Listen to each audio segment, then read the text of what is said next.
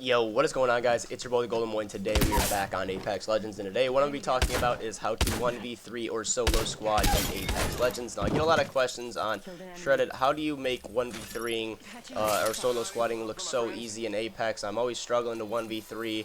I feel like my positioning isn't right, or maybe my aim's a little bit off, and just so on and so on. And in this video, I'm going to be helping you guys on how to improve in that category of 1v3ing, because I know a lot of people don't have two friends on to play. So if you play by yourself, or maybe you're just trying to get a 20 bomb by yourself, or whatever it may be, you're just struggling a little bit to get 1v3 engagements going. That's what I'm going to be talking about in this. But first off the rip, I'm going to say that some people are more genetically gifted than others when it comes to getting giving better performances in video games. Like, for me personally, I'm just genetically gifted at video games itself, since my reflexes are quicker during, like, when I'm on the controller, or whatever it may be. And that's my how it'll be for you, but for some other people, they tend to lack a little bit when it comes to the reflex department of video games. But that being said, there is still room, I believe, in everybody to be able to be improved, right? So I think everybody could improve in Apex Legends as long as they take the tips, the right engagements. They're able to change their play style in a certain way. I believe that everybody can improve in Apex, and that's what we'll be going over in this video. So getting into it first, I believe, first off, it's character-based, right? Character-based won't decide every factor for you, but it will decide a lot of factors for you on how you can escape. I believe escape characters are a lot better than characters like Gibby or Caustic. And the reason for that is the more scenarios you can reset the fight, reposition the fight, and then re-engage the enemies is better. Because if you're able to survive a part where you should have died, it resets the entire fight. The entire fight can be completely different. So you're able to back up, breathe, take that breath, heal up if you need to, fight again, right? So with Wraith and Pathfinder, especially Pathfinder is incredibly hard to hit in the air. So if he's able to grapple onto something and get out of dodge for a second, say you knock someone, you get out of dodge, you're able to heal up, come back. That person may be up already, but they're going to be extremely weak, and you're able to down them immediately again. And then there you go. You're completely back into the fight, full health, and it's insane. Like, some characters like Lifeline, if you play her right, you can 1v3 engagements very easy. You're able to pop shield extremely quickly. It's almost like having a gold backpack at all times, right? So if you're downing someone, you get behind a rock, pop a shield, that person expects you to be weak, and then boom, you just nail them because they thought that, you know, they made the call out like, oh, she's 50 HP or something, but you already popped the big shield, right? So definitely think that characters make a huge factor in the game. If I would recommend one to you, I would say Pathfinder, Wraith, Medic, or Lifeline, and Bangalore. I feel like those are the top 4 in the game at the moment. The other ones are just a lot harder to get out of engagements with. Moving on to another one, I believe, is your weapon loadout. And this kind of applies to, like, with aim too. So, like, some guns you're more comfortable with, and some guns you're not. So, like, say say you have trouble, like, controlling the recoil of the R99, right? But you really like the 301.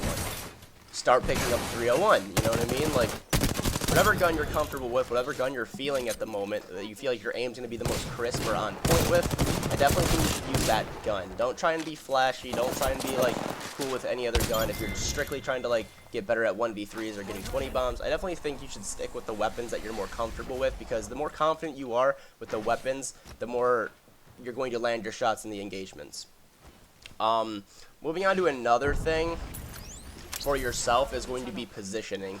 I feel like positioning leads into another factor of what character they are and what guns they're running. So positioning is going to be based off of what guns the enemies are using, what characters they are, and what skins they are using. Yes, what skins they are using. Now, I know skins do not make a difference in the player's skill level, but if you clearly see that there are 3 people with legendary skins or skins in the item shop that you have to pay $20 for, odds are the person who pays $20 for a skin in a free game are going to be pretty decent at the game because they enjoy playing the game a lot, and they're probably pretty okay at it. So if you see people with 3 default skins, they're more likely to be not as good as 3 people with 3 legendary skins, because they're willing to pay the money And if they're willing to pay the money, odds are they're going to be pretty good at the game, right? So let's set up a scenario here. If you go into an engagement with a Pathfinder, a Lifeline, and let's say a Pathfinder, a Lifeline, and a Caustic. You see the Caustic is wearing no skin. You see the Lifeline is wearing, I don't know, like a legendary skin. So like he's got like a little bit of parts, 400, 500 parts. He's got the legendary skin going. And then you have, or the purple skin going. And then you have the Pathfinder with a legendary skin. So he's got, let's say, the Quicksilver skin or something on, and he's flying around. You're seeing his movements pretty okay. He's slide jumping and stuff. Odds are you're probably want to try and leave him for last, because his hitbox is going to be extremely hard to kill that man. You're going to be dumping in more bullets than you should, because of the character's a little bit broken at the moment, right? So if you're wasting twice as many bullets on that person, just based off of his hitbox alone, it's going to be extremely hard for you to disengage that fight, because the other teammates that he has are going to engage you while you're engaging him, okay? So I would say try and get the Caustic out immediately, the Caustic or the Lifeline out immediately, try and beam him, wait for them to separate a little bit, take him out, and then either go for the Path or the remaining character. Now, if you decide to, if you have no choice but to go for the Path, and you do down him, it's a significant advantage, right? So it's like a high risk, high reward type thing. If you're able to engage him, if you're feeling very confident, engage him, and you get him down, and you see that that's probably their best character on their team, like he's the most gun skilled character out of their group, they're going to want to get him up, right? Because he's going to want to be able to, he's going to want to get up himself. Because if he's the best player out of his friends, they're going to want to get him up. They're going to want to win the game. So some person's probably going to be on the res, probably the Lifeline. And the Caustic's going to want to fight you. Try and take a higher ground approach and play around the res. If you play around the res, most of the time you're able to get an easy second knock. And I've done this countless amounts of times where the best player goes down and they're scrambling to try and get him up, because that's their highest chance of success. They don't rely on their own gun skill and stuff, so they want to get their better friend up. And while they're doing that, they leave themselves completely exposed to complete easy shots, just like easy down. That'd be a second down right off the rip. They hardly move. So if it's Lifeline, play around up top, try and get high ground, and if there's no high ground, just play around with some angles and stuff. And once you hear that shield up, just immediately blitz and go right for him, down him, and then reposition the fight and heal. Which also brings me into my next one, which is healing in between fights. I definitely think that healing in between fights is very, very important. People do not do it enough. Even some of my friends don't do it enough, and it drives me absolutely insane. So after the first knock, almost every single time I get a first knock, I heal up if I've taken more than like 25% damage. Because going into another fight with full HP, because that person's more than likely going to be at 4 HP, right? If you're going into an engagement with 50 HP to full HP, even if you land all your shots, they only have to hit like half their shots, bro. And especially with some of the weapons in this game, which I'm going to be going over in a second, are just absolutely shredding. They could shred the hell out of you, right? So definitely heal up between engagements. Now, that doesn't mean you have to heal up every engagement.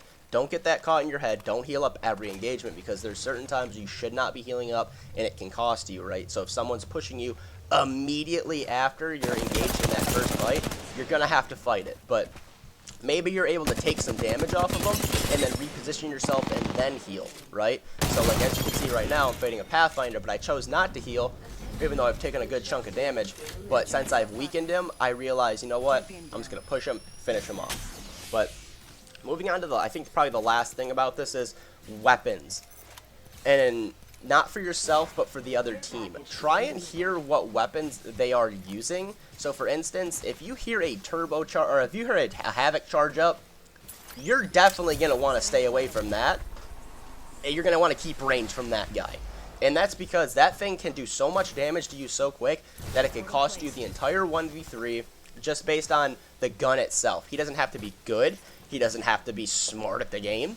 He just has to charge up the Havoc, hit you with 3 or 4 bullets, and you're already down 70, 80 HP. And that's not going to be good immediately after you down him, because if his teammate's right there, 120 HP versus someone with like 200, whatever it is, HP with a purple shield is going to be extremely hard to kill that person, especially if they have a Devo or another Havoc. So definitely try and avoid the Havocs, keep long range from those type of guns. But if they have something like a 301 or a Hemlock or something, definitely close the distance and get in with a close range weapon if that's what you're using. If you're going to be just long ranging it up, just long range it up like a longbow. Try and pick out 1 or 2 of them and then push up, get a little bit of, get a little bit closer range. Use that pick as to your advantage. So I definitely think those are some massive tips that go on in 1v3ing in this game. As you can see in this gameplay, I 1v3 like the entire game, man. I had to run from certain scenarios, I had to reposition, heal during fights, I had to have my accuracy completely on point, I had to know what range to engage people in. Just watch the rest of this gameplay, take a lot of notes on what I do, and try to apply them with yourselves. Hopefully you guys improve from this. I definitely feel like you guys should at least be able to improve a little bit from this video when it comes to 1v3ing. And overall, you guys can definitely improve at the game, even if you're not so great at the game. So just keep your spirits up, you definitely can improve in 1v3, and one day you can drop that 20 kill badge. But hopefully you guys enjoy the rest of the video. I'm going to set a 500 light goal. If 500 light goal, and I will go ahead and do a face cam or a hand cam in my next video for, just for shits and giggles, honestly. So if you guys want to see a face cam or a hand cam for my next video, definitely go ahead and smash the like button. If you guys aren't new to the channel, be sure to subscribe, and I will see you guys in the next one. Peace out.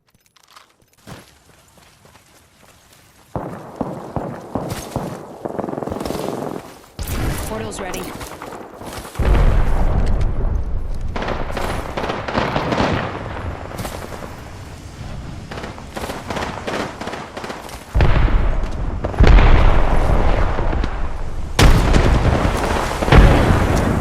Frag out.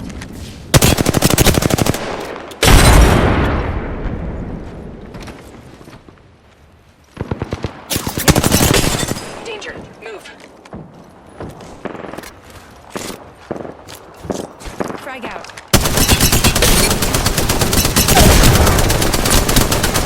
I'm inside the next room.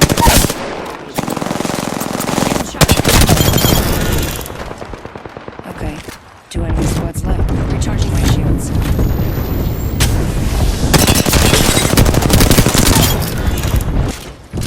Good. Squad left.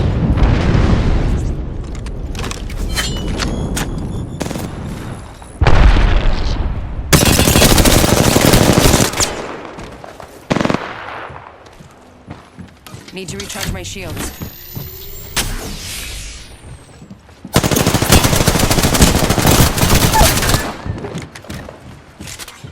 Round 4. Beginning.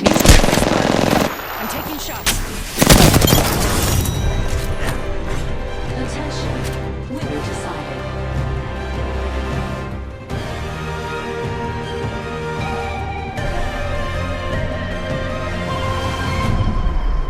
You are the Apex Champions.